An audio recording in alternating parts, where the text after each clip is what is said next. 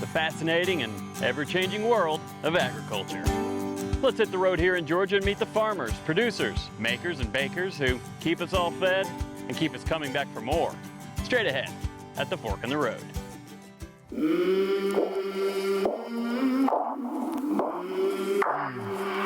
I came from the mud, there's dirt on my hands. Strong like a tree, there's roots where I stand. Georgia farmers, artisans, merchants, and producers, we depend on these men and women every day of our lives through the choices we make and the food we consume.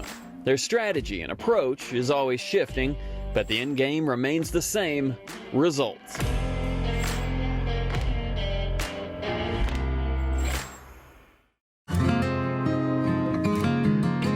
It's a land full of wonders. High Appalachian peaks draped with lush national forest and geographical wonders.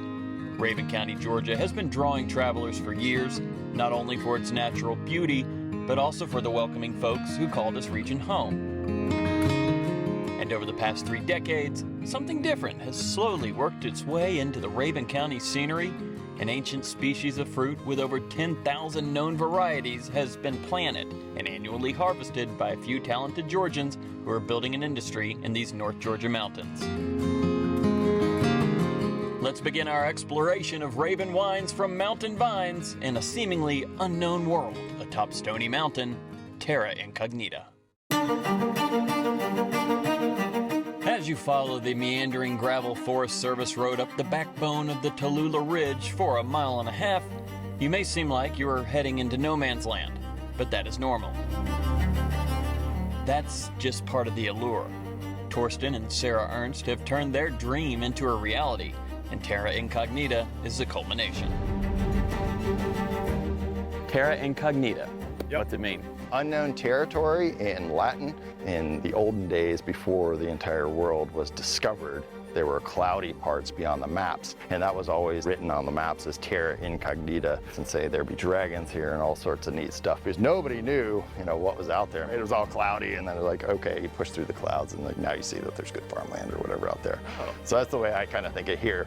As you drive up our, Forest Service road, you still are in the clouds, right? And then hopefully once you come up here and see the view and get to experience the new world, Terra Incognita is known territory at that point. It's perfect. That's the exact feel I had. I came up, I saw the pavilion, I saw the ski lift chairs. It was this undiscovered world.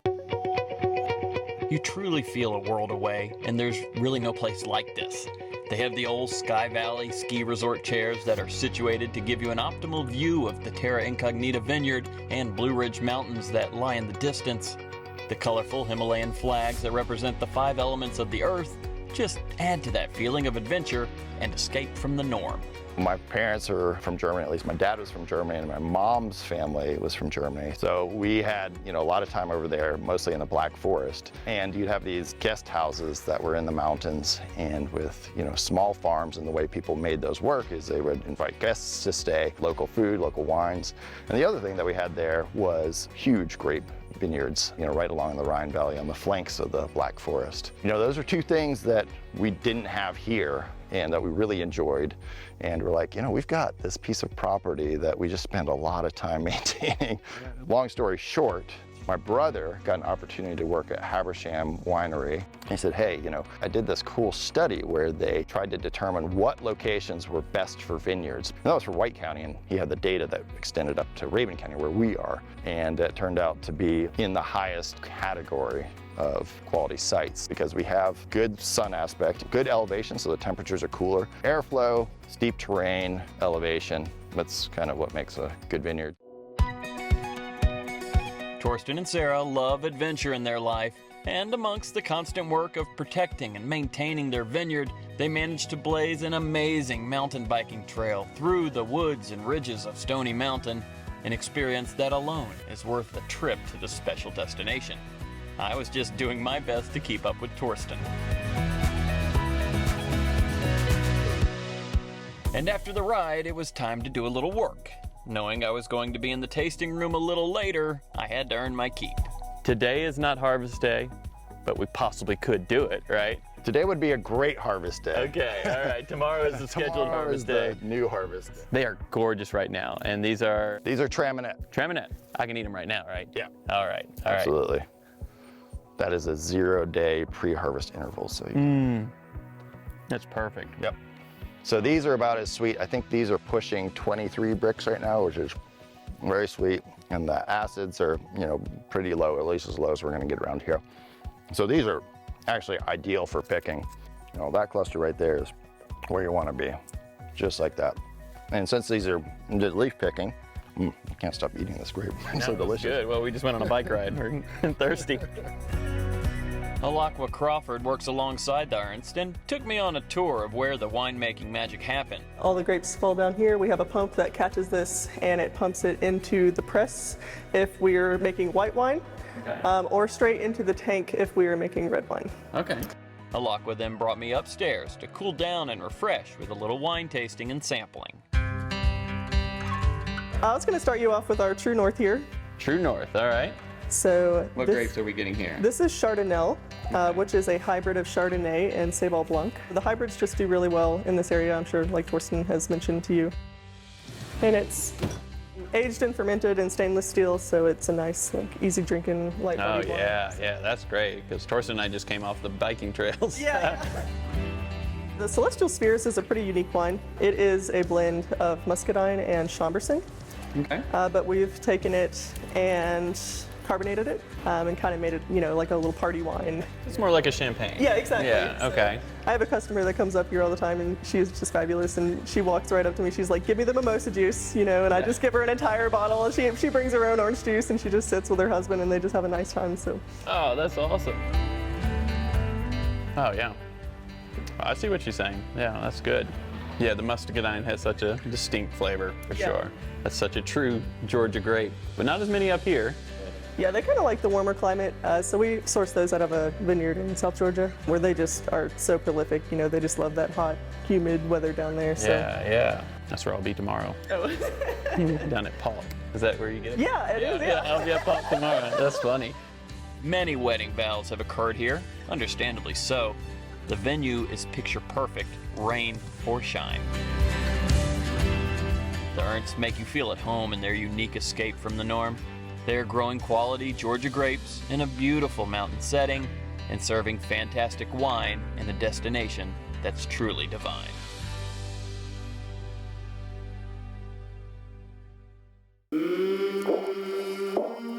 We now journey to the back roads of Rabun, from Clarksville over to Tiger and the prestigious vineyard, tasting room, and winery known as Stonewall Creek.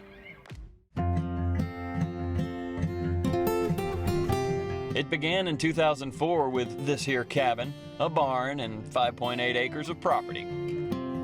Vines were grown, wine was made, and Stonewall became a popular venue for folks visiting the Rabun County area. Carl and Carla Fackler put thousands of hours of hard work and a heavy dose of passion to make this dream a reality, but they had help. Watching Stonewall closely and assisting with the planning, harvesting, and winemaking were Mark and Sandy Deal, who eventually bought majority interest in the property in 2018 with a goal to continue making high-quality wine and offering a tranquil, relaxing, and rewarding experience for their visitors. And I soon found out they succeeded beyond all expectations and have had a blast in doing so. You see, this is simply what they love. The Facklers and the Deals were friends from before we bought this from them, and they did a great job setting it up. They started planting vines in 2005 with just like 150 vines. 2009, we came up and helped them plant this vineyard here. When they got ready to retire for the second time, we decided we were crazy enough to jump in and do this. And you did it. So here we are. Gorgeous. We've been grape farmers since 2018. We're in a vineyard of Cabernet Franc, and I chose that because that's my favorite grape that we grow here. It's like a gentleman in the vineyard. It's much easier to grow than most of the other things we grow. And this one likes the mountains of Georgia. It likes Georgia. It likes the East Coast. It can tolerate the humidity. It's a Bordeaux grape, but it's grown all through France. It's in the Loire Valley. It's one that we really like here, and it likes our soil. Cabernet Franc is one of the parents of Cabernet Sauvignon, which is the most widely planted grape in the world. So Cabernet Franc was mated with Sauvignon Blanc, hence Cabernet Sauvignon. So a white grape made even a stronger red grape. All these grapes have seeds. The grape seeds are one of the signs of maturity. When they're really ripe, these little grape seeds turn brown. These are starting to turn brown, but they're not quite there all the way yet. But once they start to get ripened, that's called veraison, they change colors, they start to accumulate sugar, and that goes pretty fast. So the sugar level goes up, the acid level drops. And right about the point where that graph for sugar level and pH cross, that's usually where you want to harvest. This is Petit Manseng, and it is a grape that grows really well in the southeast. It's becoming super popular, and a lot of vineyards are putting it in if they haven't. We were lucky enough to get this put in 2009. It's easier to grow, and it makes a really nice white wine, which we've won Best in State a couple of times. These are going to taste even sweeter. They have more acid, but they have more sugar. Yeah. And once we stepped into the winemaking process, I discovered Mark's true passion in this endeavor. He was genuinely excited about sharing his ways of winemaking, bringing science and technology into the equation. After we pick the grapes, we bring them in, and right outside the door, here's our crush pad. That's where we crush the grapes and destem them using the machine in the back here. So there's a way other than using just feet to crush it. That's right. Okay, I thought that was the only way. Don't laugh, we've done that, and we actually won a gold medal with a bottle of wine, with some wine that we made in 2007 when we were home winemakers. Really? With ladies stomping it with their feet. That's beautiful. I want you to try some of this Traminette. This is a tank that we started the fermentation last weekend. Put your glass right under there. This is, right now, it's still in fermentation phase. Look at it, it's still cloudy. Wow, yeah. I can put a little more. There you go. Almost looks like lemonade. Yeah. Yeah. And it's going to taste kind of like a mimosa. Our morning mimosa. Cheers. Cheers. Oh, that's exciting. I'd buy that right now. So Buy it right now. I love this. it is really like a mimosa. Yeah. Wouldn't you agree? Because it's we don't make sparkling wine, we don't make champagne, but this is still sparkling right now. It's the CO2's coming off of it. How long would it stay like this? Right now, because the yeast are still active, it'll still stay cloudy. Okay. When the yeast finish working, and which will probably be by this weekend, all the sediment will all of a sudden stop going down. The reason that it's all in suspension is all those yeast are working, they're producing a lot of carbon dioxide. So after tasting straight from the tank, I was even more excited about the final product, or products, and Sandy was kind enough to share. Well, Mark and I were out in the vineyard. We went and saw the process, how it gets made, the aging in the barrels. We even went to the lab and learned a lot of science, but don't tell them this is what I was looking forward to the most. We're going to start with our Sorelle. Okay. That means sisters in Italian. It's a blend of our Petit Manseng, Traminette, and Semillon. Well, that's beautiful. Thank you, yes. Well, the next wine is our Petit Manseng. It's our signature white grape. And it's the same color when we were out there. That same kind of Like golden. golden, yeah, yes. Yeah. It had a similar scent, but the taste was different. So the next one is Cap Franc, and you also saw that out in the vineyard. Yeah. That's our signature red grape. And I stole a lot of those. I've already eaten, so. And that pairs very well with lamb, you know, different kinds of meats, pork. And y'all do the charcuterie boards here. Yes, we Yeah. do. That's fun. I saw a few people eating. Girls were having a girls' day out. Right, I saw some yes, others playing yes. cards. Yes. I think it's so neat that you and Mark both have such a passion for this. It goes back in your family. It's something you both wanted to do, and now you're doing it. And it's obvious you love it. Looking at the care you put into these vines, and I can tell it's just a fun for you and the other workers here. Yeah, it's the best part of having the vineyard, getting to share it with people and, you know, seeing them have fun and enjoy it. While sitting, snacking, and sipping is a big part of what goes on here, and understandably so, with a setting that seems straight from a novel, there's much more to do. Stonewall Creek boasts a 9-hole disc golf course that crisscrosses the vineyard, a popular activity for folks passing through. But there's also events like their annual Harvest Stomp in late September, and this video pretty much speaks for itself.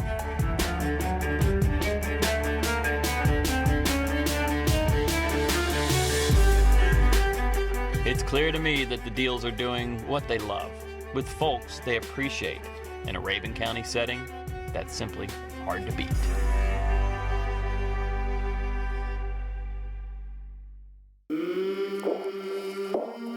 Remaining in Tiger at the base of Tiger Mountain itself lies an old vineyard that launched the European vine-growing traditions in the mountains of Georgia.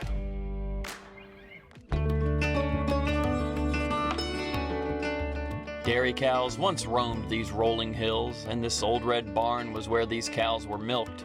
But as you can see, the landscape has changed, and these gorgeous vines now line these hills at the base of Tiger Mountain.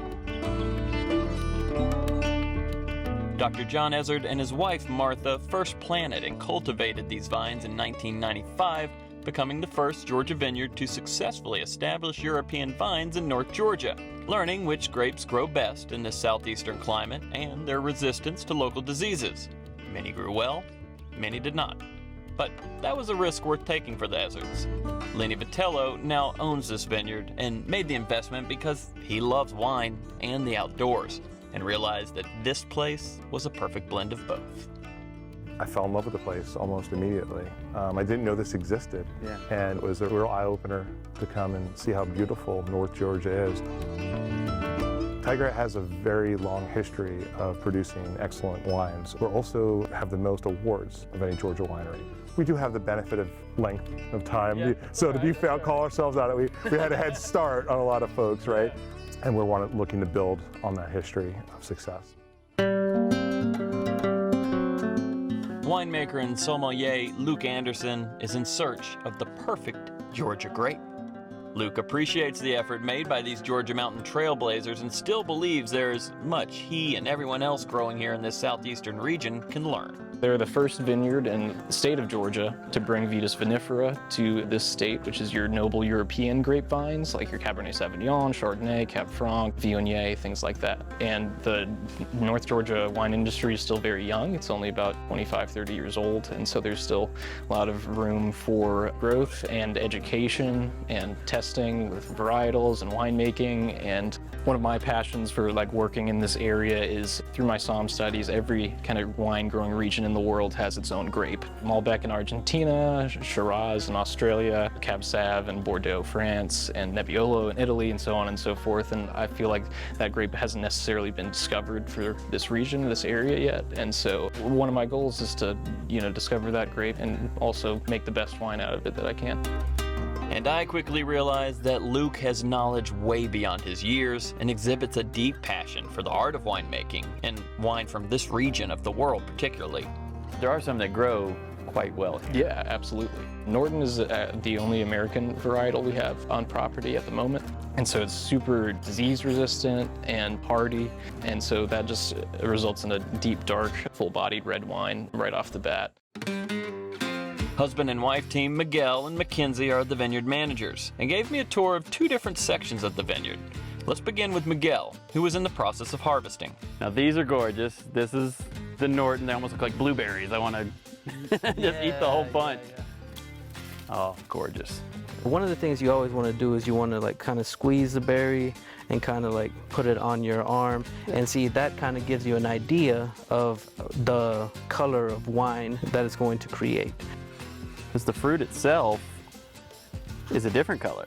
Oh yeah, It's the insides, yeah. But then, Squeeze it. it just looks like wine. Yep, Right there. yep.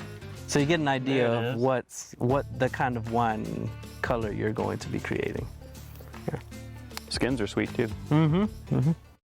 After my tasting of the grapes, it was over to Mackenzie, who explained the purpose behind the most recently planted section of the vineyard. Mackenzie, I was just out with Miguel. We were eating some grapes. Had a good time. I learned a lot. And in the future, this is going to be a learning center. This is the research block at Tiger Mountain. We currently have 32 varieties grown in here. Some of them are tried to be grown in Georgia, others haven't been tried before. So you'll see some vines that are much more vigorous than the others, and that's just allowing us an opportunity to study the vines, their natural resistance to mildews, and just how vigorous they grow. In about 3 years, we'll be having grapes, and then we'll be able to measure wine quality and if it would be fruitful to plant on a massive level. We'll have signs up and placards, so there'll be information not just about the varieties, but the rootstocks we plant them on. It'll be a comprehensive learning experience for not just tourists, but our local high schoolers. I think something neat Luke said. He said, you know, Georgia is able to grow many grapes, but we want that Georgia grape. What is that mountain Georgia grape going to be? We got the muscadine down south, but then up here, what's it going to be? That's got to be fun to be a part of this research. Absolutely. Knowing Yeah. that could happen. The old dairy barn has been converted into an amazing restaurant with a top-notch chef who shared a few select items with Luke and me. Of course, there's a perfect Tiger Mountain wine to pair with each of these delectable dishes, and I, of course, had the perfect person to help me do just that. It's got to be a fun part of your job to work with Chef, saying, okay, here's the wine. What are you going to do with it? I'm sure you learn a lot about the food and what he's doing, and he learns the same about what you do. Yeah, it's a symbiotic relationship. The more I understand food, and the more that helps me to understand wine, and you know, same with him. The more he learns and understands wine, the better that he can match the food, their different flavor profiles. We offer a lot of different varied experiences for guests. We offer like a picnic, private tastings. People can schedule like a barrel tasting with me, which takes about 2 hours, and I take them through kind of like my favorite things aging in the cellar currently. So there really is kind of an experience for anyone who wants to come. I'm going to schedule that barrel tasting right now. Let's do it. That's all an opening. Yeah. There we go. And this is about 2 years away from being in bottle, if not a little more. Oh, so wow. keep that in mind. Okay, all right. This is fun. So in 2 years, it's going to be a little more oaky, a little drier. Kind of typically like barrel aging kind of transfers the wine from a fruity and herbaceous profile to a more earthy and robust. And over time, it's just going to get better. Oh, that's kind of a first for me. But it shows your... Well, cheers. Oh, cheers. Cheers there. These are the Nortons. Yes. I can tell by the color and by the name on the barrel. Really cool story about the Norton on this property. Norton was the most popularly planted varietal in all of America prior to Prohibition. But during Prohibition, they ripped almost all of it out in the country, and they replanted it with table-eating grapes like Concord. The first replantings of Norton in America happened at Horton Cellars in Virginia back in 1989. And our Horton vines came from cuttings from those plants. So we have the babies of the oldest Norton vines in America. So if it is a brighter hue of the same color, that indicates a young wine. Whereas if it's this amber, brownish, brickish color towards the rim, then that indicates a wine towards its peak. Okay. So this is a good example of a young wine. Yeah. But I could even open one of our library bottles, maybe a 99, and show you guys what that browning, that... I'm not going to turn you down on that one. Right on. Yeah. You can see some of the founders' names on the cork as well. Martha Ezard and John Ezard. And I can't quite make out these other ones. That's me. Yeah. With a wine with this much age, it doesn't really need to breathe because it's kind of been breathing for the last 20 years through that cork. Cheers. Cheers, Luke.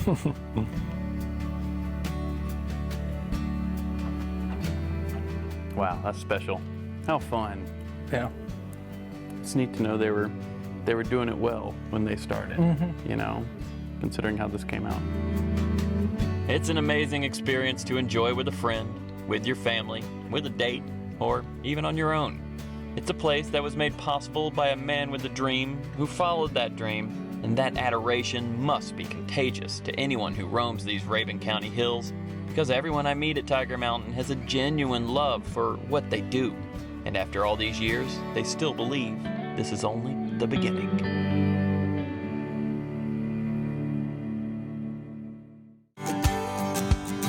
So, from the original mountain vineyards of Tiger Mountain, the picturesque mountaintop vines of Terra Incognita, and the unbelievable tasting experience at Stonewall Creek, mix in a little disc golf, mountain biking, and grape stomp festivals, I'd say you have a seemingly endless variety of good time options. These Rabun County farmers and winemakers produce with a purpose, a passion, and a genuine love for what they do. I'm David Zelski. See you at the next Fork in the Road.